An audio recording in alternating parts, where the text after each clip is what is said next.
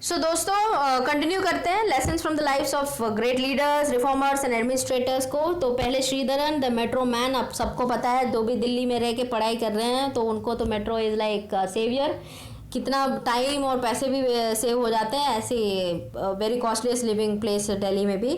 तो metro man के बारे में कुछ देख लेते हैं। आपको पता ही है, जो आप उनके काम के थ्रू आप देख सकते हैं कि कितना मोटिवेट होते हैं, डेडलाइन को कंप्लीट करते हैं, ऑनेस्ट होते हैं, कोऑपरेट करते हैं, देन इम्पॉसिबल को बिलीव ही नहीं करते, कुछ भी इम्पॉसिबल इनको नहीं लगता। क्योंकि मेट्रो, दिल्ली जैसी जगहों में मेट्रो बनाना कितना डिफिकल्ट है, कितना लैंड एक्विजिशन होना चाहिए, कितना पॉलिटिकल प्रेशर सहना पड़ता है। तो इन्होंने सब कुछ पार करके आगे बढ़े।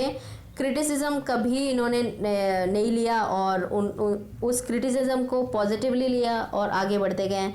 विल पावर बहुत इंपॉर्टेंट है, एम्पैथी है, मोटिवेशन है, ये चेंज एजेंट की तरह काम करते हैं। और सेल्फलेसनेस तो बिल्कुल है। इतना पर्सनल लाइफ सैक्रिफाइस करके इतना बेहतरीन मेट्रो दिए, मेट्रो का कॉन्सेप्ट दिया और मेट्रो पे ट्रैवलिंग इतना आसान बना दिया, इनकी विशेषता है। और अभी आते हैं Swaminathan, the agricultural man of India, the father of Indian agriculture. तो इन्होंने यही कहा था कि उनके पापा और महात्मा गांधी ने इनकी लाइफ में बहुत कुछ चेंजेस लेके आए हैं।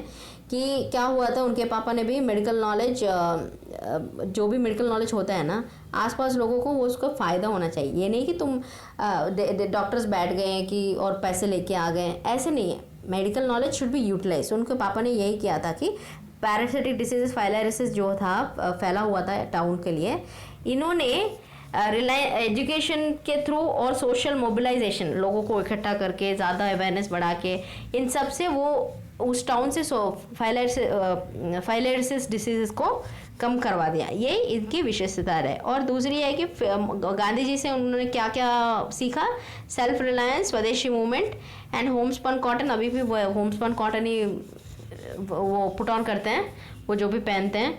तो वो यही कहते हैं कि आपकी खुद की वैल्यू सिस्टम, आप जब उसकी तरफ इंक्लाइन हो जाओगे ना, तो कोई कुछ चेंज नहीं कर सकता है, वो हार्डन हो जाता है और अच्छी दिशा में लेके जाएगी। और फिर यही कहते हैं कि इन्होंने गांधी जी इसके सर्वोदय और वेलफेयर मिशन का भी बहुत बड़ा फ़ैन है, तो वो भी इम्पोर्टेंट से फॉलो करते हैं स्वामीनाथन जी। और फिर आते हैं welfare of the weakest, Gandhi ji का फिलॉसफी सर्वोदया। तो इसीलिए ये फार्मर्स के लिए बहुत कुछ काम करते हैं, बहुत। इनकी वजह से ही आज का जो सिचुएशन, एग्रीकल्चर का सिचुएशन है या फिर पॉलिसीज मेकिंग जो गवर्नमेंट करती है ना, इनके सारी कमिटीज़ के मेंबर्स में ये बिल्कुल होंगे, क्योंकि गवर्नमेंट को इनपुट्स यही देते हैं बहुत सारे पॉलिसीज़ के बारे में। So that is importance of हमारे स्वामीनाथन जी। तो आगे बढ़ते हैं। इन्होंने ये कहा था, और चेन्नई फाउंडेशन के थ्रू इनका एक एनजीओ वर्क भी चल रहा है। ये नेचर, पुअर और वुमेन के बारे में बहुत कुछ करते हैं। और फिर आते हैं राधा कृष्णन। राधा कृष्णन देखिए, राधा कृष्णन कुछ नहीं, कोई नहीं, हमारा वाइस प्रेसिडेंट थे। तो इनका व्यूज़ बहुत बड़ा अच्छा था, क्योंकि एजुकेशन के बारे में उस टाइम पे जब पोस्ट इंडिपेंडेंस एरा था, एक्सेप्टेंस बहुत कम थी, क्योंकि इतना पॉवर्टी था, ब्रिटिश वाले ने इतना लूट के चले गए, हम बहुत नेसेंट स्टेज में थे उस टाइम पे। इन्होंने यही कहा था कि अब रिलीजन के बारे में इन्होंने क्या कहा देख लेते हैं। रिलीजन बारे में ये कहते हैं कि religion is nature of reality, Darshana, reality, अनुभव। मतलब आप जब तक नहीं देखोगे, आपने भगवान को नहीं देखा है, तब तक आप ये मत बोलना ना भगवान ने किया है। आप रैशनल थिंकिंग पे करो, ट्रूथ पे विश्वास करो, और श्रवणा, मनना, निधिध्यासना, hearing, reflection and discipline meditation, 3 stages religious life के लिए। और रिलीजन में यही कहते हैं कि लव होना चाहिए, मर्सी होना चाहिए, जस्टिस होना चाहिए, हमारे आसपास वालों को खुश करना is important. That is the end of religion, which is essentially God. God कुछ नहीं है, ये काम सब करोगे तो गॉड वही है। और यूनिवर्सल रिलीजन के बारे में ये कहते हैं कि hearts of all religions and writings, east and west, integrate करो हमारे प्रॉब्लम्स को। और कंपैरेटिव रिलीजन को में बहुत काम किया इन्होंने, इसीलिए universal religion demands of reason और ह्यूमैनिटी पे डिपेंड करती है, रीजनिंग और ह्यूमैनिटी के ऊपर। एथिक्स के बारे में ये क्या कहते हैं? एथिक्स के बारे में ये कहते हैं कि यूनिटी, हार्मोनियस यूनिटी के लिए आप एथिकल होना इंपॉर्टेंट है। आपको social value, morality is very important. और मोरालिटी ये है कि आप सोशल कस्टम्स के थ्रू डिविएट ना होंगे। सोशल कस्टम भी तो अच्छा ही है, पर बहुत सारे नेगेटिव्स भी हैं, बट बेसिक उद्देश्य है सोशल कस्टम रखने के। उद्देश्य यही है, touching the feet of the elders, उद्देश्य यही है कि आप रेस्पेक्ट करोगे, बड़ों की इज्जत करोगे, तब ओल्ड एज जब जाएंगे पेरेंट्स को आप अच्छे से देखोगे। तो ये सारे ना कस्टम्स डिवेट इमोरल के डिवेट ना होने से ये सेव करेगी आपको। और आप एजुकेशन में, he is a man of education, true reformer in the education. इन्होंने बहुत कुछ चेंजेस लेके आए, सोशल इकोनॉमिक कल्चरल चेंज। ये यही कहते हैं कि कैशलेस सोसाइटी पे बिलीव करते हैं, universal brotherhood is what he promotes. अब अरुणा रॉय के बारे में आते हैं। इन्होंने मजदूर का संगठन, this is an agriculture organisation, इन्होंने फूड सिक्योरिटी मिशन में भी काम किया था और नरेगा के लिए भी इन्होंने इस ऑर्गेनाइजेशन के थ्रू बहुत बड़ा काम किया था। ये कहते हैं कि right to information is very important, our money our records जैसे स्लोगन से निकाले, और इन्होंने बहुत चेंजेस लेके आए, इनोवेशन लेके आए हैं। इसीलिए इनको मैगसेसे अवार्ड भी इनको मिला। पर उस अवार्ड से भी जो पैसे मिले थे उन्होंने डेमोक्रेटिक स्ट्रगल्स ऑर्गेनाइज करने के लिए, जैसे जो लो लाइंग राइपेरियन स्टेट्स है, वहाँ के फार्मर्स को लॉस हो रही है किसी डैम कंस्ट्रक्शन से, तो ये स्ट्रगल शुरू करेगी, पिटिशन करेंगे, प्रोटेस्ट करेंगे गवर्नमेंट के खिलाफ, उनका रिहैबिलिटेशन करवाएंगे। तो ऐसे कामों पे Aruna Roy is famous for. Right to information also इनके ऑर्गेनाइजेशन के थ्रू ही बहुत कुछ फ़ायदा हुआ। वन थिंग इज़ दैट ये राइट टू इन्फॉर्मेशन अच्छे से काम नहीं करी, but intention with which setup किया था वो अच्छा था। तो अभी टीएन सेशन के बारे में, the man of Indian elections reforms. So TN session के बारे में अब कौन नहीं जानता, क्योंकि आज हम वोट जाके दे रहे हैं बिना डर का, बिना बूथ कैप्चरिंग का, बिना कुछ इन्फ्लुएंस का, क्योंकि टीएन सेशन जी ने लेकर आए थे। क्योंकि दोस्तों उससे पहले बहुत ख़राब हालत थी, क्योंकि बूथ कैप्चरिंग हो जाता था, बैलेट पेपर वाले बॉक्सेस इधर उधर उठा के लेके जाते थे, उनके खुद फेवरेटिज्म वाले वोट्स छापते थे। तो ये सारे को सारे इलेक्शन रिफॉर्म्स ये सेशन जी ने लेके आए। इलेक्ट्रल रिफॉर्म्स लाइक जो इलेक्ट्रल शीट होती है जहाँ पे हमारी नेम पता सब कुछ होती है, ये सारा कुछ ऐसे इनोवेशन सेशन जी लेके आए थे। इन्होंने वहाँ पर भी नहीं, दूसरी बात पे भी बहुत कुछ साहसी धैर्यता दिखाई थी। एक राइड हो रहा था, ये असिस्टेंट कलेक्टर थे उस एरिया के, एंड उन्होंने एक बस को रोक दिया था सारे राइड्स वाले ने।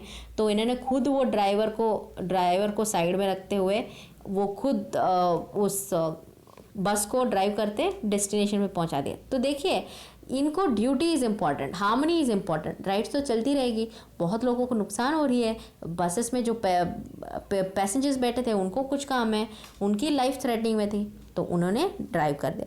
तो ऐसे सिचुएशंस ना handling capacity of an officer को दिखाई देती है। और इनका ये भी इशू था कि ऑटोनॉमी, इंटीग्रिटी और वोटर्स को एम्पावर करना इनका मेन उद्देश्य था। देखिए आज आपको लग रहा है कि ये तो बहुत आसान है, मतलब ये तो बहुत कॉमन चीज़ें हैं, बट उस टाइम पे जब 1990s में टाइम था, जबकि बहुत सारे इश्यूज़ का इंडिया वाज फेसिंग, उस टाइम में ऐसे रिफॉर्म्स लेके आना और इस इनोवेटिव माइंडसेट कैसे जनरेट हुआ, it's a very great thing, kudos to this man.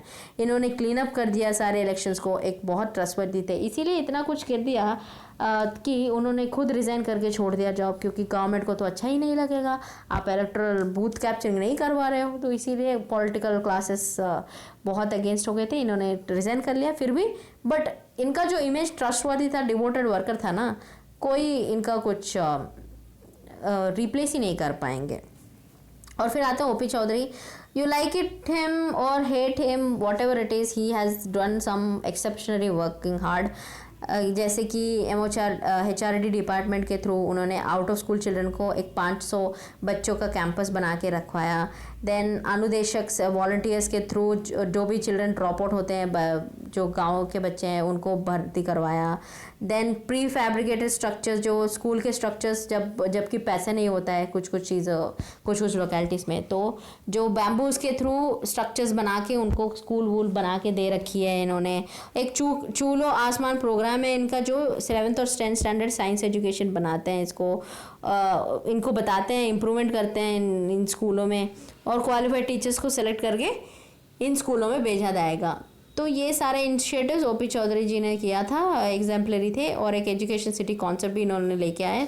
97 acres of township areas को लेके 100 करोड़ लेके उनको एजुकेशन सेक्टर में इनका बहुत हाल रहा, और ऐसे एजुकेशन सेक्टर ऐसी जगह पे जहाँ पे लेफ्ट विंग एक्सट्रीमिज्म, जैसे कि छत्तीसगढ़ है, नक्सलबरी विलेजेस है, और रेड कॉरिडोर बेल्ट जो कहते हैं ना, वहाँ पे एजुकेशन का इनका बहुत ज़्यादा रोल रहा। तो दैट इज़ इम्पॉर्टेंट ना, जब पीपल एजुकेट हो जाएंगे, उनको भी अपॉर्चुनिटी मिल जाएगी, एम्प्लॉयमेंट मिल जाएगी, तब ये इन जैसे लेफ्ट विंग एक्सट्रीमिस्ट एलिमेंट्स के लिए दूर रहेंगे। इसीलिए इनका ये उद्देश्य था।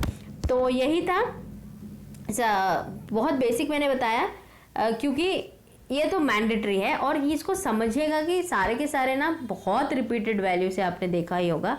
तो based on this some of the quotations मैंने रखा है, आप देख सकते हो, और ऐड करते जाना, कहीं पे भी कोटेशन मिला कुछ ऐड के थ्रू या फिर कुछ बुक्स के थ्रू, जब भी आप कुछ गूगल करते हो तो relative to the personalities wise आप लिखते जाइएगा सारे कोटेशंस को। तो यही क्वेश्चन। एंड लास्टली ये कोटेशन मुझे इंपॉर्टेंट इसीलिए आएगा क्योंकि आप प्रिपरेशन में बहुत ज़ोर से पढ़ते होंगे, एंड कभी कभी सेल्फ डाउट भी आता है कि क्या करना चाहिए, क्या होता क्या है, यूपीएससी छोड़ना चाहिए, ये सारा कुछ। ऐसे डबल थॉट्स कुछ मत रखिएगा, बस यही सोचेगा कि how can I know who I am until I found out who I am.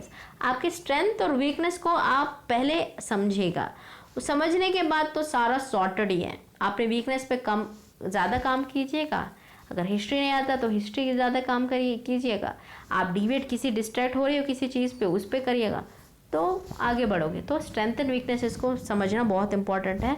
ये नहीं कि आप सिलेबस लेके बैठ गए और सीरीज़ के शुरू से एंड तक देख लिया और समझ में नहीं आया, तब तक आपको नहीं पता चलेगा ना किस एरिया में आपको ज़्यादा मेहनत करना है, तब तक कुछ नहीं हो पाएगा। तो take this words and on this note, lessons from leaders, बहुत कुछ सीख लिया बहुत सारे लीडर्स से। तो आप भी, मैं आशा करती हूँ कि आप भी बहुत कुछ सीखा है, तो आप भी कुछ ना कुछ आपके पर्सनालिटी के अंदर ये सारे क्वालिटीज़ भरेंगे, क्योंकि आपको भी तो बनना है ऑफिसर, ब्यूरोक्रेट्स, स्टेट लेवल या फिर यूपीएससी।